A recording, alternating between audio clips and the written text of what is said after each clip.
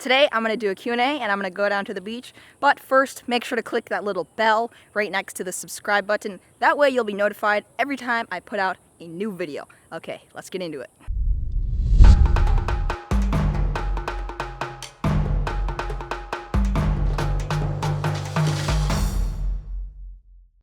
This is such a bad idea. Guys, I'm at the beach and I'm going to do a Q&A today, but it will not stop raining, so I actually have my rain jacket on top of my camera. Now, I wish you guys could see how hilarious this setup looks. It looks like I'm holding a ghost. I'm going to post a picture of this to my Instagram, so if you want to follow me on Instagram, surfer_Atua. This is hilarious. Like, this is hilarious. The reason my camera's covered with the rain jacket instead of me in my backpack is because, well, my camera's a smidge more important than... My camera can't get wet, but it's fine if I get totally drenched. Okay, camera's all dry. Let's get to some questions. First question from Dominique Barrick. What phone do you have? iPhone 5S? You know, what do you really use a phone for? All I use a phone for is, well, making phone calls, posting to my social medias, and that's about it. Sometimes watching YouTube videos, but yeah. Okay, it's really starting to rain more and more. Okay, we found a little bit of a shelter. Oh, I hope the rain jacket isn't covering the microphone, but yeah, I hope this works. Found a little, somewhat of a shelter, not the best thing in the world, but just kind of helps protect me from this rain. All right, next question from Alex Zander, and that is, I noticed some kids saying hi to you at the surf contest video. Are you famous in your area? Do you get recognized? I wouldn't say famous, but once in a while I do get recognized.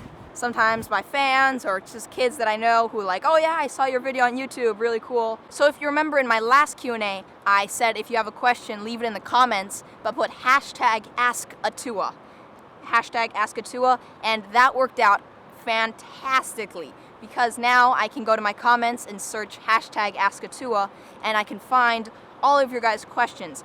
Worked out way better than I expected, but that's great for if you have a question and you put #AskAtua, then there's a much better chance of me being able to find it. Okay, next question. Elisa Beeler, #AskAtua.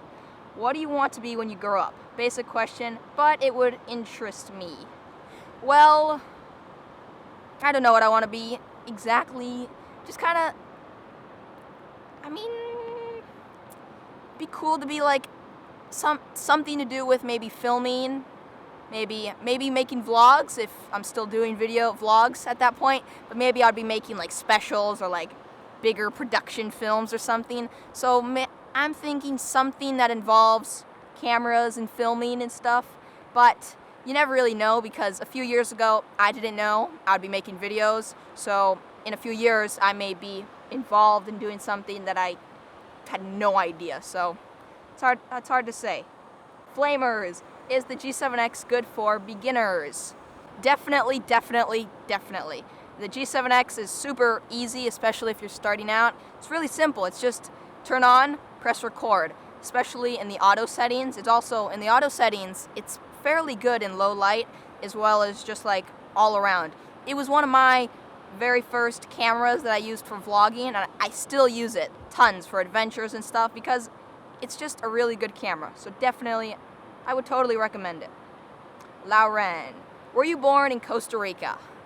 No, I was not. I was born in Las Vegas, Nevada. I've grown up pretty much my entire life in Costa Rica. So I'm pretty close to being a local pretty much because, I mean, since I was just like a few years old, I've lived in Costa Rica, so I guess Costa Rica is pretty much my home. Mattia Segni. Hey Atua. Hey Mattia, how's it going? I'm starting to make vlogs on my channel and I need some help. What's your most recommended camera to use for vlogging? If I could recommend one camera to start making vlogs, definitely the G7X. No doubt, because it just works really good. Like, you get good quality video, good audio, and it's really easy to use. Obviously, if you want to go a little bit more complicated, you could get like a DSLR and an external mic, but that may not be the best option for when you're first starting out and you're just getting used to vlogging. So I definitely would say the G7X is a good choice if you're starting out. Andrew, would you ever visit Australia? You know, I always get asked would I visit like Australia or New Zealand or Ireland or here or there, and there's so many places that would be cool to visit, but I mean, I definitely like to visit all of them throughout the future, but I guess I just have to take one at a time. I'm not really sure. It's that there's so many places that sound like they'd be really cool to visit. Alright guys, it's really starting to come down here and I don't want to be stuck at the beach in the middle of some pouring rain, so we're gonna head home and then I will wrap up the Q&A there. Okay, here we are home, and of course, the second I get home, just mounting you guys on a tripod, the second I get home, it stops raining. It's totally stopped raining, but that's fine. It's like the rain just wants me to not be out and about doing stuff, so I guess we're just gonna have to do it right here, but it's not too bad. Okay, next question is from Ryan Eschel. Hey Ryan, what's up? What's your favorite spread to put on bread, and what kind of bread? Well, you know, nothing beats baguette with Nutella, but I don't think there's really anything healthy about that, so I actually haven't had Nutella in a while, months, but now whenever I have bread, like if I have like with like some toast or something, I really like peanut butter, banana, honey. It gives me like a really big burst of energy, and it's like, I don't know, I like it. It's like a decent breakfast, got some healthiness in there, somewhere around there, but that's just what I like. And then sometimes butter and jam, yeah, usually that. Adri Hugo, what type of lighting are you using at nighttime? So I have this light right here. As you can see, it gets somewhat bright. The brand is Newer, Newer, and it's the CN/160. I don't know, it's one of the cheaper lights compared to some other ones. There's some expensive lights, like expensive, but it's not like I use this every day, so I didn't need like fancy, oops, bumped the camera. Don't need the fancy high-end version of lighting. One thing is this thing goes through batteries so quickly. It takes 6 AA's, or you can put these Sony batteries, but I don't have the Sony battery. 6 AA's, goes through them ridiculously fast, like ridiculous. But yeah, I use it sometimes, and you know, it works all right. Danow McDermott, I hope I said that right. Where do you get your music? And I love your videos. Thank you very much.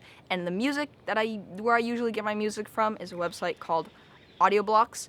What I like about Audioblocks is, well, you do have to pay for the music, so you can pay like a monthly or an annual subscription, but you just get endless amounts of music. So what I like is, like, if I put a song in a video and then it gets copyrighted or something, then I can tell them like, hey, I'm paying this annual subscription while it's getting copyrighted, and they've always taken care of it, so that's just what I like. I will leave a link to the website in case you want to check it out. That's what I've been using for the past year or two, and what I've learned is there's like hidden gems throughout the website, so like sometimes you'll go through like a whole page and not find a great song, and then like a few pages in you'll find like a bunch of really good songs, and it's like, wow, I found this awesome stash of songs. So sometimes you just have to search for them. David Godfrey, are your dogs for security?